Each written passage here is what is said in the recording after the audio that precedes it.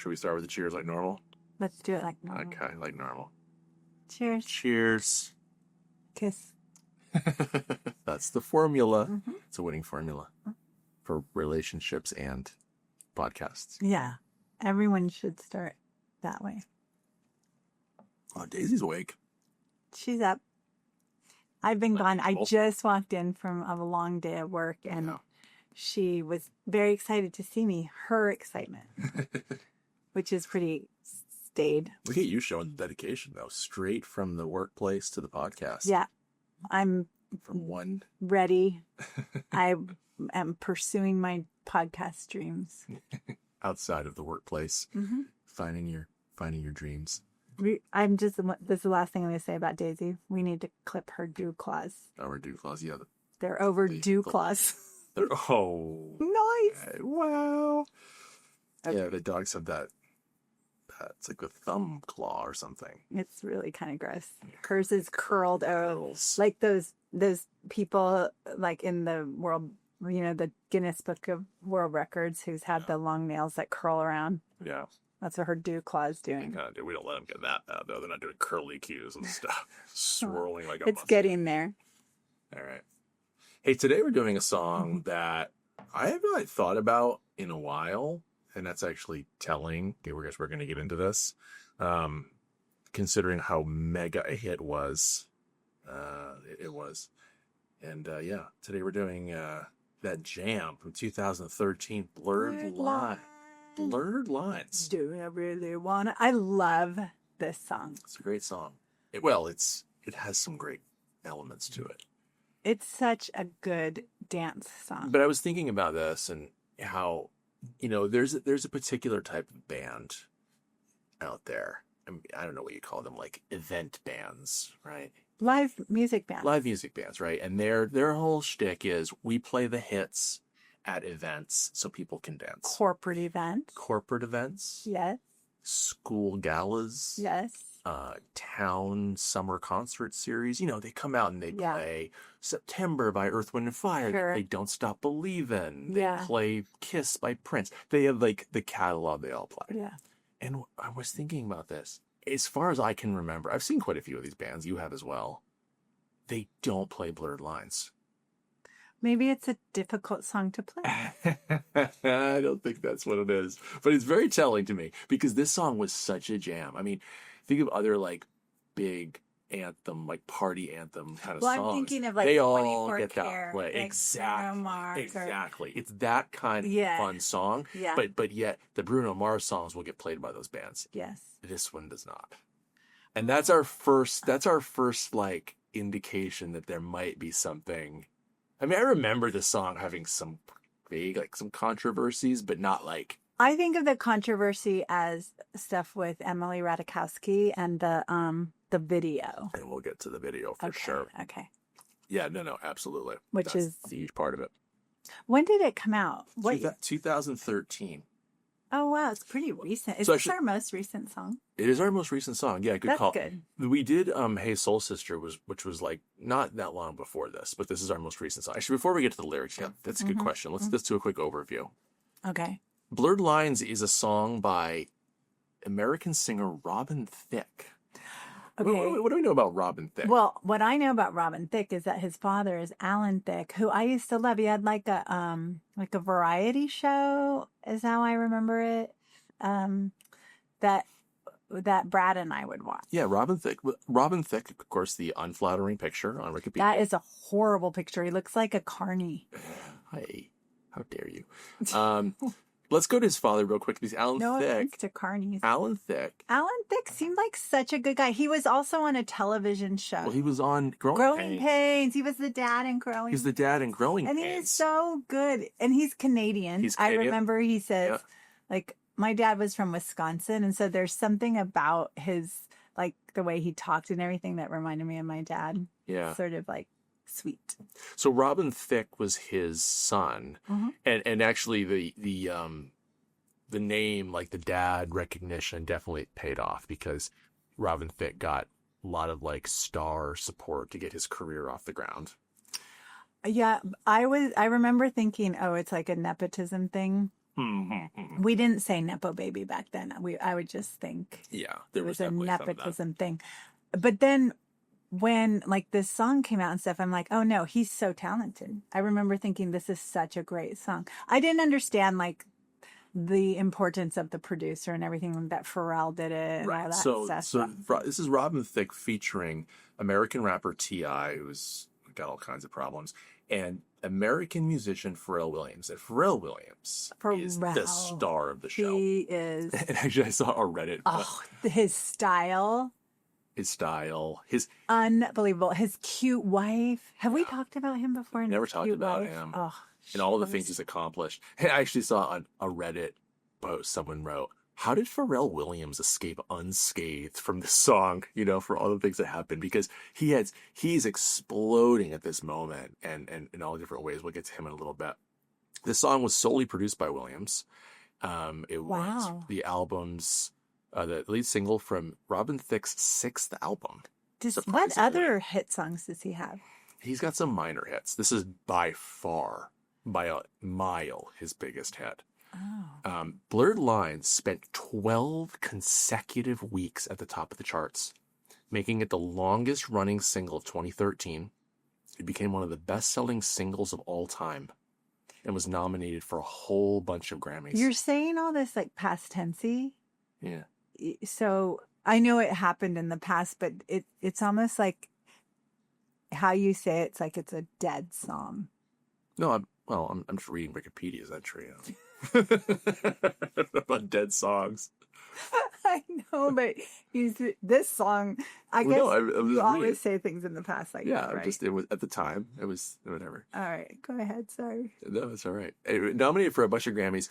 The song received generally negative reviews from music critics, with some saying it glorified rape culture. Ooh. And we'll get into that. It topped the charts in 25 countries and the top 5 and 6 others. So huge hit. I can't wait to get to the top of the charts for that year.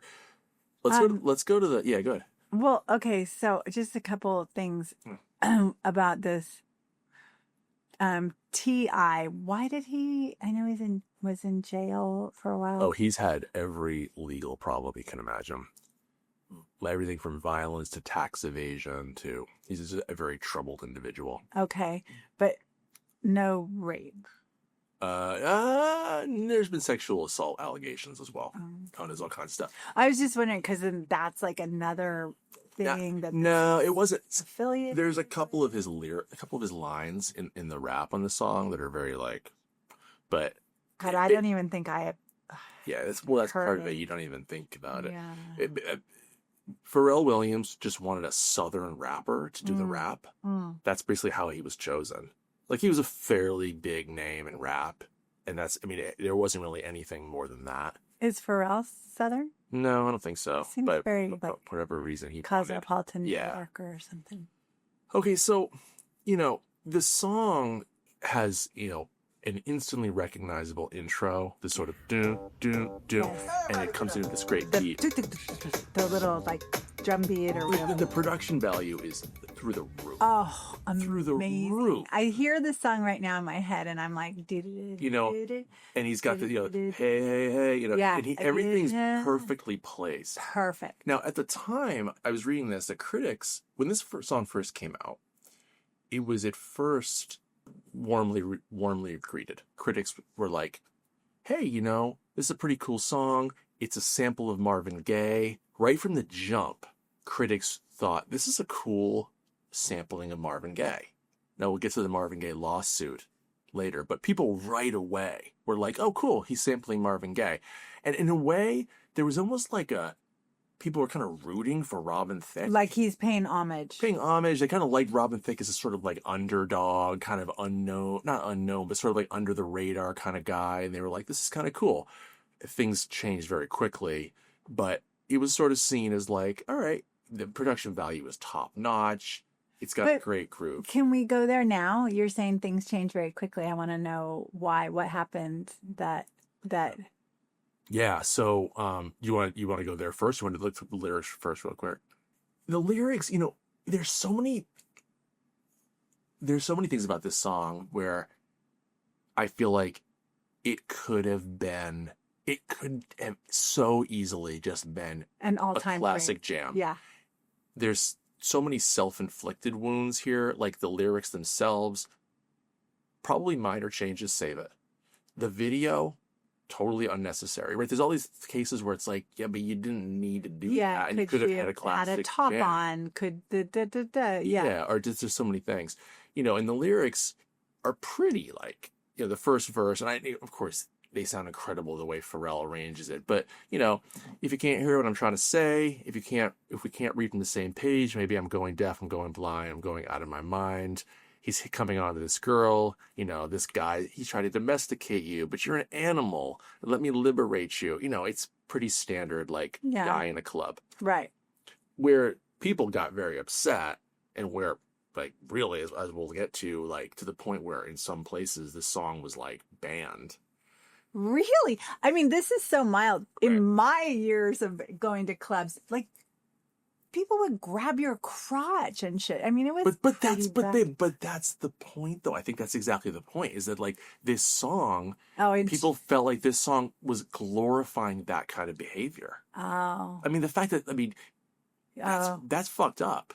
What you're describing is fucked up. It was so awful because you feel like shit the whole rest of the night. Even when somebody does that to you, you want to go home, but then you don't want to let that ruin your night. So then you dance for a little while, and then you're like, you know what? Can we just go home? I mean, it's such a bummer. So, and I think what you're describing, and and I think a lot of this conversation is, as a woman, I think what you're sharing there is an insight that I don't have, but.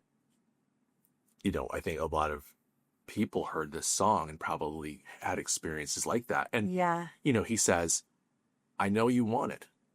Yeah. I know you want it. Yeah. I know you want it. You're a good girl, but I know you want it. I hate these blurred lines. I know you want it. Okay. But what's the blurred line? Yeah, exactly. I mean, it sounds like a guy saying, like, okay, you said no. But I know you want it. Man, the lines are so blurry. It's like if she said maybe later, that's blurry. But no is that's a clearly defined line, sir. It's like a kid being like, I feel like I got an A on that test. The teacher said I failed. Man, the lines were so blurry. What actually happened? I thought it was our time, Mr. Hand.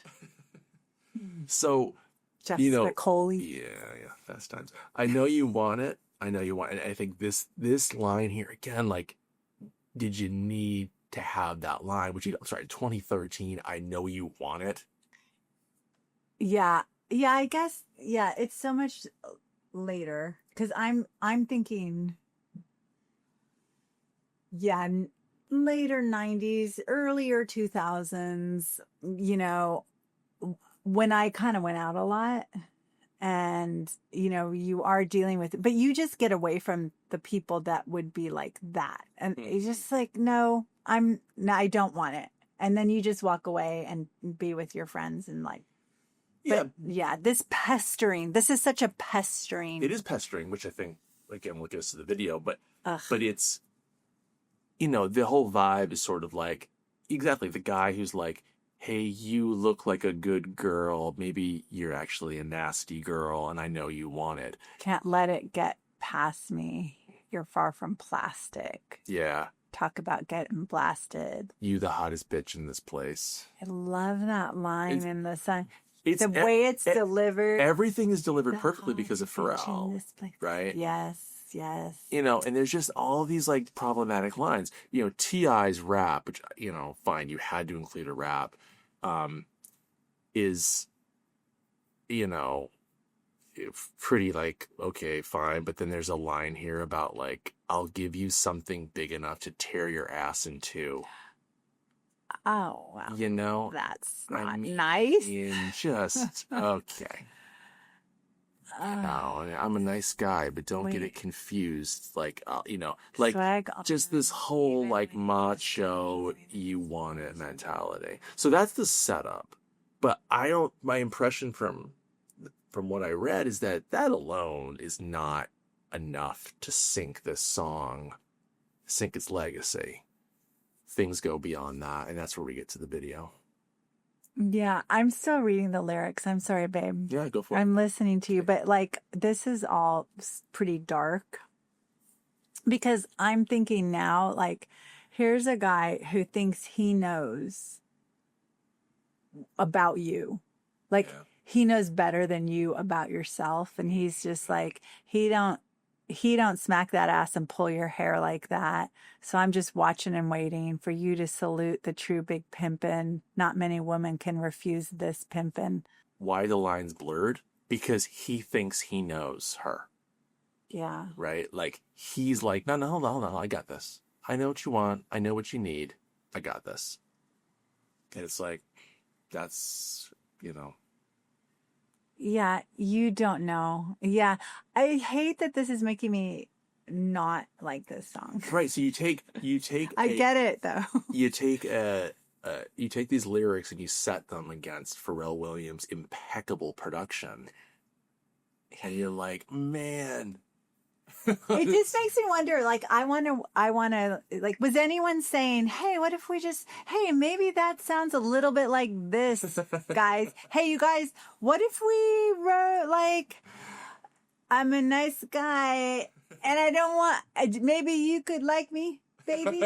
Like, Maybe you want it. Maybe, perhaps you want it. Maybe you like it. Maybe you like me. You want to have a good time, only if you consent. And we have. I did see somebody. I saw someone on YouTube, a woman who did like a consent, like parody. It was very funny. It was very like, yeah, exactly. Like what I'm doing? Exactly what you're doing. But you're doing it off the top of your head, babe. You got to give me props. Should we take a break so I can get props. more sham? Yeah, I'm giving you props in the glasses and the vest. My cute vest. It might look like it's a like a weight vest. A weight vest, but it's actually Sakai. Sakai. Shitoshi. All right, we're gonna get more champagne and come back and talk about the video. The song is pre Me Too, and I think that's important context, right? Actually, yes. The song, I'm guessing, is not made today. No. Right, or it's made. They change the lyrics, right? They just say, look, these lyrics don't pass muster. The video certainly is never fucking made, and they, and they have that sort of context, that lesson to draw from. It got me thinking about other songs though that like this song could never be made today. Oh my God. When we do our 17, Sexy 17, or whatever.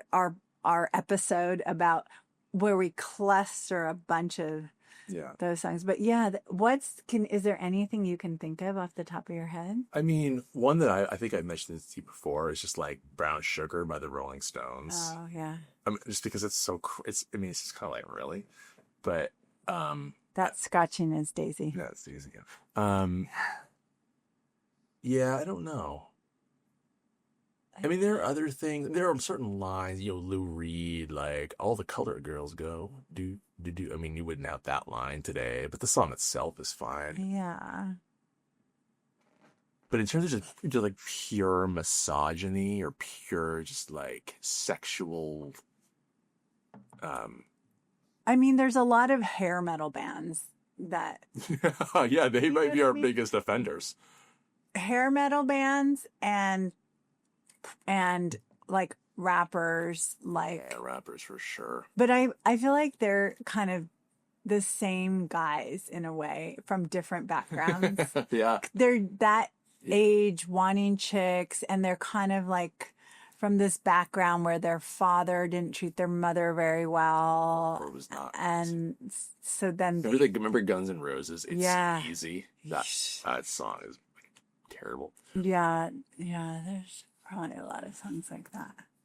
All right, so back to Blurred Lines. I found this great commentary from the big music publication Pitchfork from 2023 on the 10-year anniversary of Blurred Lines. They did this great commentary about how the author sees a lot of the problems in pop music today. It's kind of starting with Blurred Lines. Wow. Yeah. What a legacy. Yeah. Yeah. What a legacy. So I've got a few Lines. things from that I want to get into, but let me start with this part. This from the article. Pitchfork wrote, the song's first controversy was entirely by design.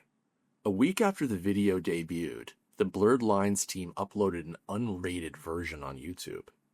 Same with the original. The unrated version featured the musicians with the models, who we'll talk about in a second, except this time the models were topless, an obvious violation of YouTube's community standards.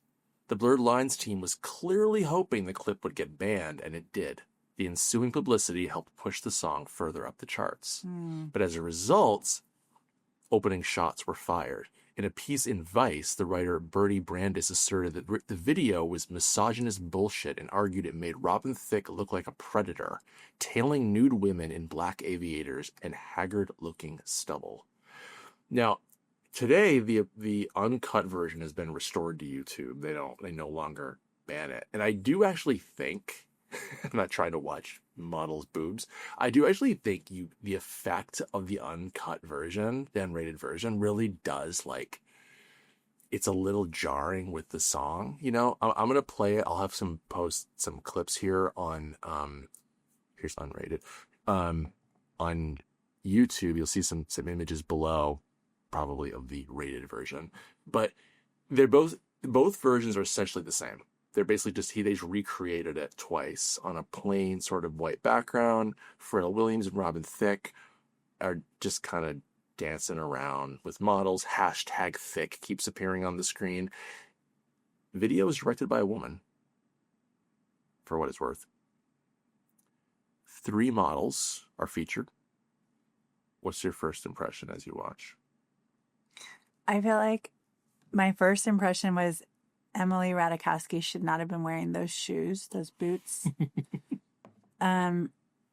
It's crazy how those underwear look almost like nothing because they're just nude underwear. Yeah, the women essentially look naked. She's holding a goat. What's his name? Alan Thicke. Yeah. Looks like the Rod Stewart from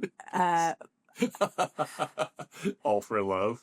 Yeah, and I mean, whispering, I know you want it, into her ear. But the girls don't look happy at all. You know what I mean? Like, I think Pharrell looks kind of chipper, and he's gross. Yeah, Thicke is just Pharrell is so cute. He doesn't have like a misogynistic bone in his body, Pharrell. I don't think. Yeah. Like, he just looks like we're all artists here, and you're doing this, I'm doing that. Alan Thicke has a double chin, like, he's so gross. But yeah, the naked part seems so pointless, and the girls seem like Now the director claimed that the girl's affect was meant to imply some sort of, like, ironic twist on the misogynist lyrics. I don't buy it. I don't like the way they're dancing, moving, walking. I feel like the song is it's got such energy. It gives you this, like, that from the opening, the little clicking sounds and everything. It makes you, like, want to run to a dance floor. And the way in which they're moving, there's not a smile. I feel like they should be like, should be joy. It should be fun. It should be fun. Yeah, you should be like, the videos are not fun. No, neither of them. Yeah. Neither of them. They're both terrible. Yeah. But I do see why they would have had to do the nude version, because that first version has no joy either. And so at least they're going to get, they're like, looking for controversy. Looking for controversy. Yes. Yeah. More from that Pitchfork article. A month after the song hit #1, the Daily Beast published a piece titled "Blurred Lines, Alan Thicke's Song of the Summer is kind of rapey." The writer noted how the phrase "I know you want it," particularly when paired with a video in which fully clothed male performers leer at naked women who parade wordlessly in front of them, summoned some dark ideas about what sexual consent looked and sounded like. Yeah, like, when you put it like that, sir. Yeah. That's a very good point. In response, Robin Thicke went to multiple outlets to douse the flames of controversy with a gasoline can. Ugh. What a pleasure it is to degrade women, he mused sardonically to GQ. I've never gotten to do that before. He complained afterwards that the reporters had failed to note his sarcasm and adoption of a Ron Burgundy voice, as if this provided ample mitigating context. Later, he rationalized that the video was the director's idea and she's a woman, adding, let's not forget, the models got paid handsomely to take their clothes off. I think that, that makes me think... There's also, I remember there was a huge controversy with Robin Thicke and his ex-wife. Paula Patton. And it's not even to bring that in and everything. But he claimed this is basically when he's losing her. This song comes out. And later tried to claim this song was about her. Doesn't make any sense how it could be about her. Because the lyrics are like he's hitting on some woman saying your man is like not good enough and I am, but... Yeah, I don't know. It just makes me think like everything about him is a little douchebag. Mm-hmm. And so if ever there was a time to use douchebag, it's for Robin Thicke. Yeah, I feel like it. That makes me think of an old Saturday Night Live skit. No, they keep calling the name, at this restaurant. It's douchebag. No, anyway, I just feel like he is trying to like pull off like he's actually this good guy and everything. But I think he like slept with another person or something. And then he was like doing everything to get back in the good graces. Yeah. But these lyrics and this vibe and this thing and all of this stuff, it's just, I don't know. It makes me feel like Alan Thicke must be like, oh shoot, he lived long enough to see all this. I didn't get it right with my son. You know? On the subject of the model Emily Ratajkowski, yeah. There's 3 models in this video. Yeah. On October 3rd, 2021, Ratajkowski published an excerpt from her memoir, My Body, in the British newspaper The Sunday Times, in which she recounts that she was sexually harassed by Robin Thicke during the filming of the video. Yeah, I Quote, remember that. Suddenly out of nowhere, I felt the coolness and foreignness of a stranger's hands cupping my bare breast from behind.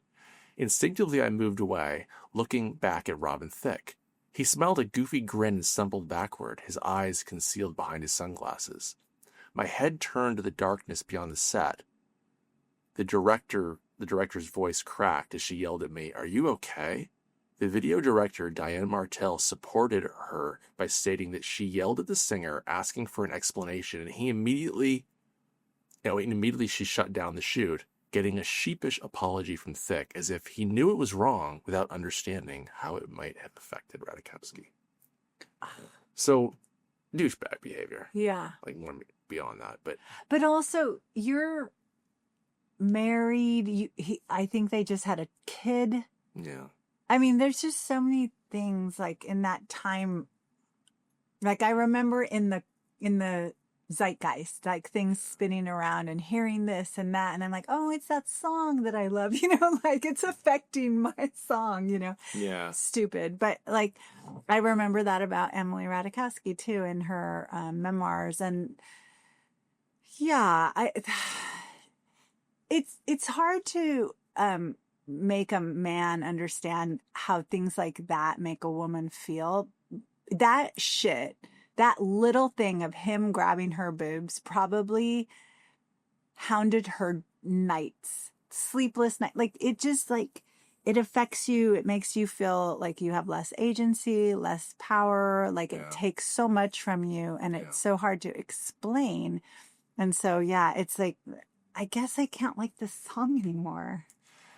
It is, it is very sort of telling, the video. You've got the men are fully clothed. Yeah, that's another really good point. And even to the point where, Thicke gets to rock like these aviators and they're kind of down.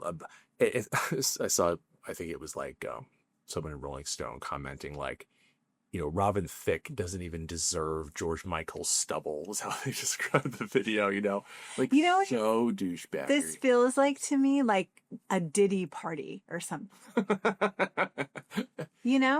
It's like, you are here to serve us. Like, we're paying you. You're like, even his comment, these models were handsomely paid. Yeah, they were paid. Like, so, okay. I don't know. Sure. Actually, maybe we should take just a second here to talk about Pharrell Williams, because he really is the mastermind behind this song. Yeah. For better or worse. Okay. But Pharrell Williams, I mean, I love him so much. Can I still love him? I think so, because he was just he's done so many cool things. And, the songs that he's produced in his career, so he first was in an R&B group called Neptunes and a band called Nerd. But I love this one. He wrote Teddy Riley's verse in the Rex and Effects hit Rump Shaker. Going all the way back to Rump Shaker. Yeah, what that is. Rump Shaker? All I want to do is zoom, zoom, zoom, zoom, and a boom, boom. Just shake. I remember that song? Okay. I'll probably cut that out. But producing things like for Justin Timberlake, Gwen Stefani, he did Hollaback Girl, Rock Your Body for Justin Timberlake. Oh my God. Really incredible. All the Despicable Me stuff, but working with like the composer Hans Zimmer on scores, like he's truly talented. And then the same year that this came out, and I think this is why people kind of forget about Blurred Lines and Pharrell Williams, that same year, he collaborated with Daft Punk to do Get Lucky and Lose Your Sight to Dance. God. So he's just blowing up at that moment to the point where Blurred Lines just gets forgotten. Blurred Lines team gets sued by the estate of Marvin Gaye. And it was funny because we were in the bathroom the other day. And this morning, babe. And I said, oh yeah, this just samples Got to Give It Up by Marvin Gaye. And you were sort of like, what? And we played them next to each other or after each other. And it was like, okay, I can hear it. But had no idea that people even thought that until you said that this morning. Like, I didn't even like, okay. I feel like I'm good at doing that. like associating when a song sounds like another song or is, derivative. Yeah. But I didn't have that sense like overall. And people actually thought it was sampled, People think that's interesting. People always say like, it's not sampled, but it's similar. This is from the Pitchfork article. Sorry. Talking about the inspiration behind Blurred Lines in that same GQ interview where he mused about the pleasure of degrading women, Thicke said the following: Pharrell and I were in the studio and I told him that one of my favorite songs of all time was Marvin Gaye's Got to Give It Up.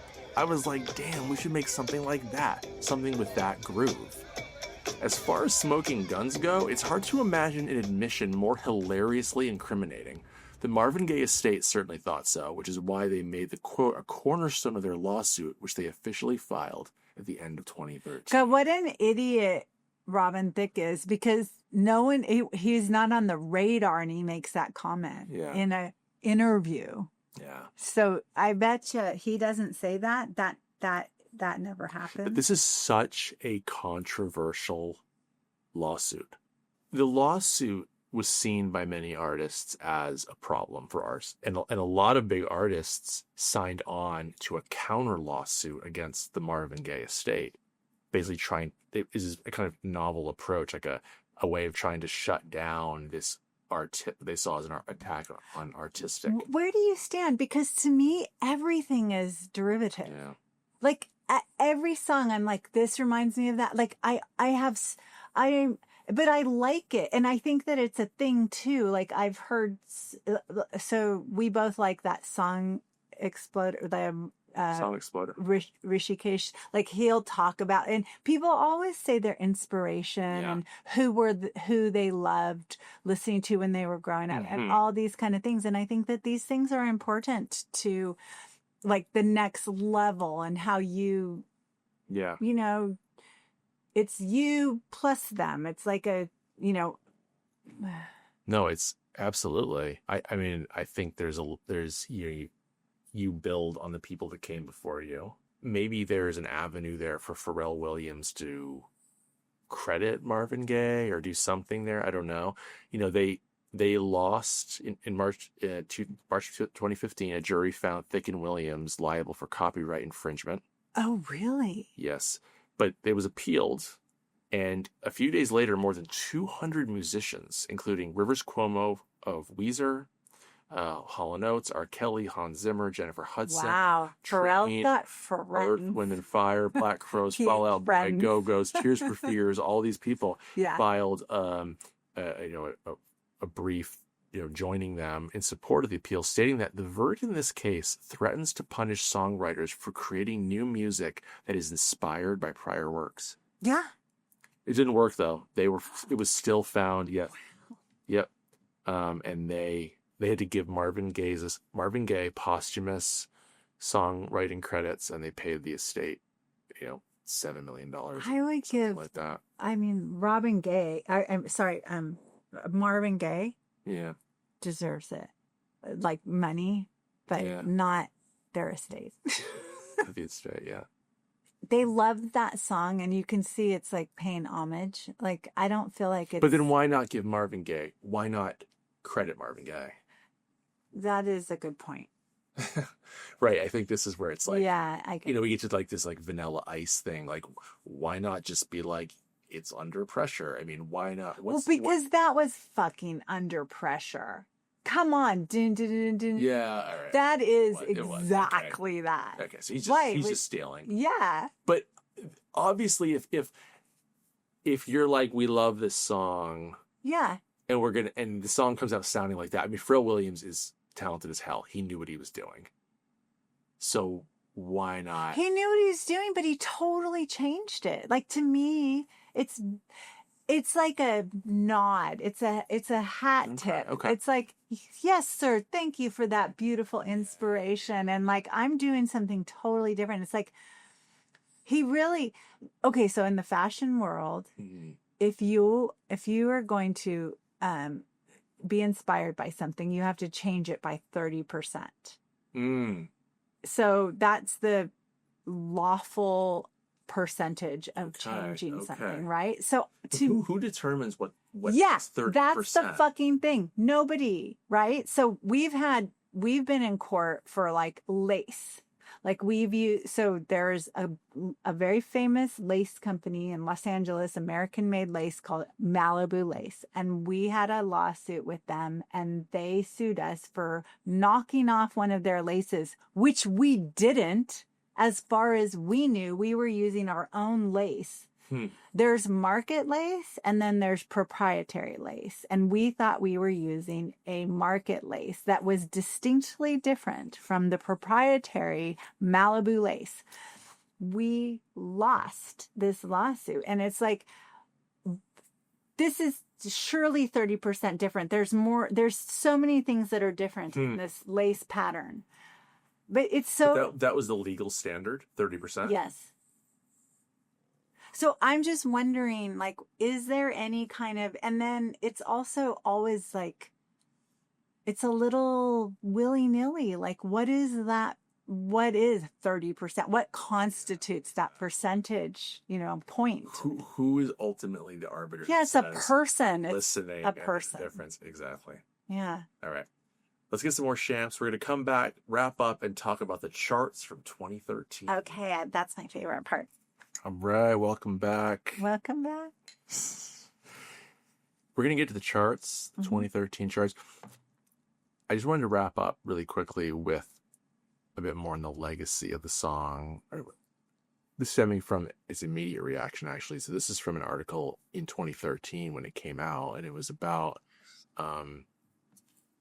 feminists and women's organizations kind of around America, around Europe, reacting to the video, but also in the song, but also reacting to just a larger societal problem with how women were depicted and portrayed in videos, in music videos, and just the kind of grossness of it all. Yeah. And the author ends with, yet however imperfect the debate triggered by blurred lines may be, many women are justifiably unsettled by pop's inability to outgrow its crassest tropes. New U.S. chart rules, which count YouTube views as well as sales, provide an enhanced incentive to produce attention-grabbing videos, creating a kind of outrage arms race. I'm a feminist, so certain things about pop music I find pretty frustrating, said Lorde, the New Zealand singer. I think pop is scarily powerful. What you do and say with it has a lot of weight. There are a lot of shock tactics these days, people trying to outdo each other, which will probably culminate in two people fucking on stage at the Grammys. You go, Lorde.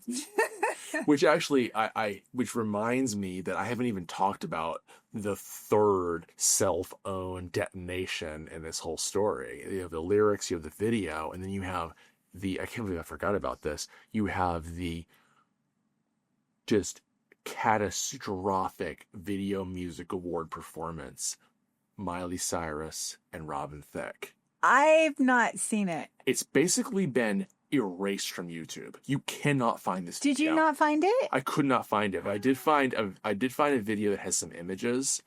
Basically, she comes out in this bizarre as hell. She performed one of her songs first. With all these like fucking like bear costumes around her, and she's like in a bra and panties, and then he comes out and does Blurred Lines, and she's like grinding up on him with her tongue wagging out. It was just panned and derided by everybody. YouTubers, check out the images below. You know, this video only has images, but it was like, at this time, I think she's 18, maybe. I was just gonna say, like, she looks so young. 18. And her hair is 40. Not helping. He's right. 40 when this is happening, and so she's doing her thing for her song, and he comes out. This is her song, and right? He comes out in the absolutely most atrocious suit you've ever seen in your life, and just he comes out as Jack Skellington. Right. Anyways, this is what it looked like. He looks like a car salesman. Oh, it's disgusting. And so that was, I think for a lot of people, that was almost like the last straw, where it was like, no, this actually is a fucking perverted joke, this song, everything about this, right? He's grinding up. He's a married man grinding up on Miley Cyrus on stage. At 18. But yeah, it was, I can't remember, it was either 18 and he was 40 or something like that. Oh my God. I mean, younger than Ruby now. Yeah, horrible. Ew. I mean, Ruby would be appalled. I'm so stoked that this generation, although like the text you sent me about them calling like Gen Z is taking micro retirement 10 days to 14 days off work to get some rest and relaxation. And then like, was it Merriam-Webster says they're called vacations. Their Instagram account's like, it's called a vacation. It's so classic. Micro retirement. I mean, but there's so many things about this generation, Gen Z, that I'm so stoked for. Yeah. Like there's so many things they're just like, no. Yeah. You know, where I feel like we didn't have, it's not even permission to say no. It's like, if you say no, you won't have a job. You won't, like, there's just so many consequences to things. And I think that maybe just everything, like the stars were so aligned that so many people had suffered and dealt and took the consequences for them in a way that they can now like stand up to things, which I'm glad that, you know, can we call that some progress? I don't know if we're going to go back in time now, but Jesus, for a minute of progress. The crotch grabber in chief. Well, you know, when you're a star, they let you do it. But but no, you're right. I mean, you know, we owe a lot of credit to the people that came before us. Yeah. And people don't want to give credit to their elders, boomers and all this shit. But, you know, they, you know, particularly women, particularly people of color, went through a lot of fucking bullshit to get us to where we are now. Yeah. Yeah. And it's always, to me, 2 steps forward, 4 steps back, whatever, you know? It's because I never actually walking backwards. What? If it's 2 forward, 4 back, then we're moving backwards. So it would have to be like 2 forward, maybe 1.5 back. We're moving slowly forward. Okay. Smarty pants. Anyway, the charts for 2013. Okay. What do you think? This song's been 12 weeks at number 1. It's got to be like number 1 or 2 for the year, right? Neither of us have looked. By the way, we just I haven't have it ready. Right? 7. So you're going 7? 12 weeks at number 1. 4. Okay, 4. All right. Wait, cool. I don't even know. I'm so curious what else is on this list. 2013. 2013, yeah. I don't know. I have no idea. I can't even think. We did it all for the Nookie. Is that on there? No, that's 1998. No, 2000. No, 99 or 2000, something like that. That's 2000. Jesus Christ. 99. Okay, sorry. Oh, here we go. The Billboard charts for 2013. Here we go. Wow. Let's go. It's number 2. Wow. Number 2, people. Oh, wow. Number 1 was Thrift Shop. What a great song. I do love that I song. love that song because Thrift Shop, that's like, to me, you got it. That's the best place to go. Yeah. Butterflies in my stomach. Macklemore is just You like, never know what you're going to find. look what I found. He's like, What a dream. Yeah. Love it. Yeah, what is he reference? He's got all kinds of references in that, but just like I can't alligator think of it. skin belts and I mean, there's all kinds of random shit that he finds. Yeah, go for it. 1 second. Hey, go ahead. Wow, Macklemore had 2 in the top 5. Good for him. Can't Hold Us was 5th. Damn. Blurred Lines comes in at number 2. Number 2. Radioactive by Imagine Dragons. Hey, Macklemore, can we go thrift shopping? What? I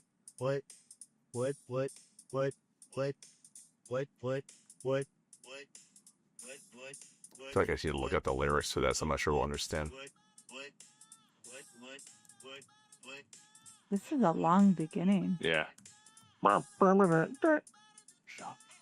He's got some great lines in here. He's got dressed in all pink, except my gator shoes, draped in a leopard mink. Yeah.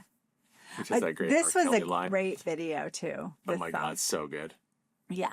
I'm gonna take your grandpa's style. No, for real. Ask your grandpa. Can I have his hand-me-downs? Yeah, no. It's such a good line. No, I'm not kidding. Actually, I stole stuff from my grandma all the time. There was a point where I would just go in her closet. Can I have this sweater? Yeah. Can I have this thing? Yeah. And when they said like people were cutting off their baby toes like in the 50s to fit into the pointy shoes and all that shit. Yeah. I believe it. But if you look at my grandma's feet, they were jacked the fuck up. God. Like, my feet are pretty. They're nice. Your feet. You like my feet?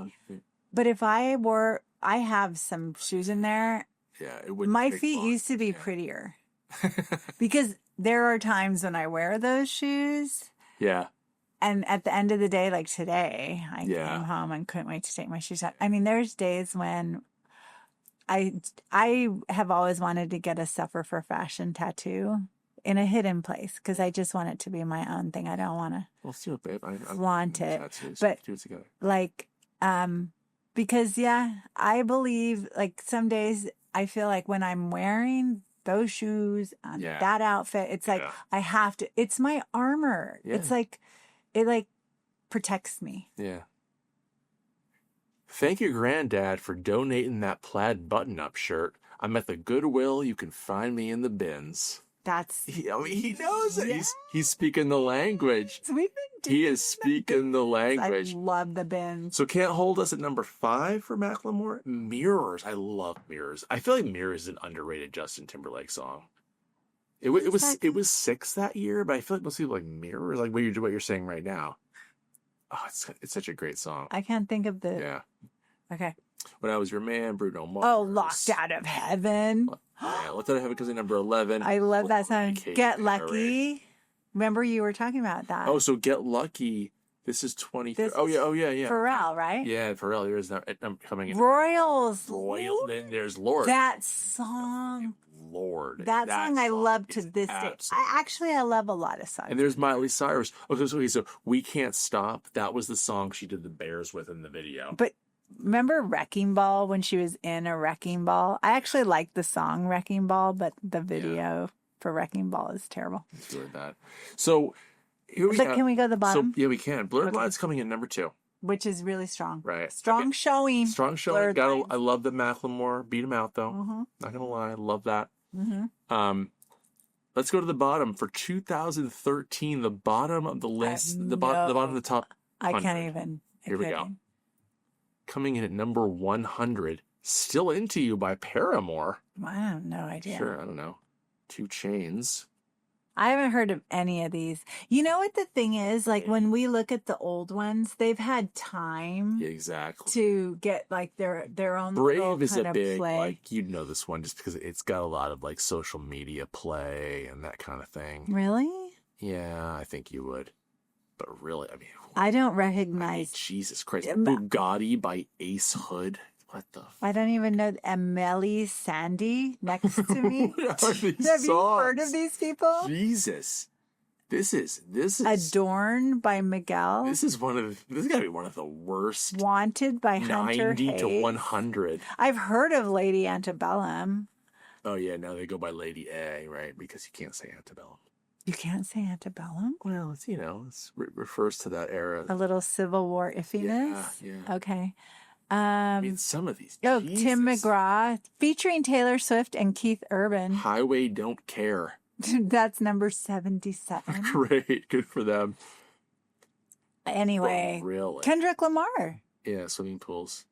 Drank. The A-Team. I mean, this is... Blake Shelton. This is shit. Taylor Swift, babe. 22. Which clearly must have been a lot higher either year before. Pour It Up, Rihanna. Jesus. Catching My... Kelly Clarkson. This is such a bad list. Jason Derulo. I mean, I'm just waiting to get to a song where I'm like, okay, Counting Stars. Counting Stars, we know that. Yeah, but that one's going to be bigger the year before. I don't know any. It's bad. It's bad. All of these. 2015. Die Young by Kesha. It's bad. We know that one, right? It's bad. Calvin. I mean, this must have been the beginning. Gangnam Style. It's either the beginning or the end of Gangnam Style is 55. So yeah, on the way down. Yeah. Here's your boy Darius Rucker from Hootie, singing one of his country songs called "Wagon Wheel." Hi, I am a flat voice. I can't sing in any other high or low. I just sing in a monotone. Sing about a wagon wheel. All right. Anything else to say about Blurred Lines? No, babe. Nothing. The lines are very blurry when when you think you know what the woman wants. How about this? Blurred lines. More like blurred judgment. Yeah, nice one, babe. I was gonna say something like, remember I was saying like the name says it all, blurred lines, but actually there's nothing blurry about it. It's like the clearest lines ever. She's making it clear she's not interested, and you're blurring the lines, sir. You think that things are blurry. You're choosing to mistake anything she's telling you. It's so like, anyway, I came in like thinking the video is hot and like the song is like the best dance song and everything. And I feel totally different, but I think it's good. I think it's good for me to like come in blind and you have all the research, and I like to learn these things and be like, okay, I understand. I mean, it's still a jam. I might still groove around the room. Absolutely, it's still a jam. Pharrell Williams production stands. Everything else, okay, maybe not so much. What's Robin doing now? Oh God! Well, you saw the picture on Wikipedia. God, the guy looks terrible. He needs to have like. I think his career. A facial resurfacing. I think his career pretty much tanked after this and the affair. No, he had another really good hit song. Oh, did he? Yes. All right. I don't know. Let's end on that note. Alan Thicke, R.I.P. Sorry, Alan. Your son just didn't make the cut. No. But you were a great dad on Growing Pains. All right. Okay, Thanks, everybody. I love you.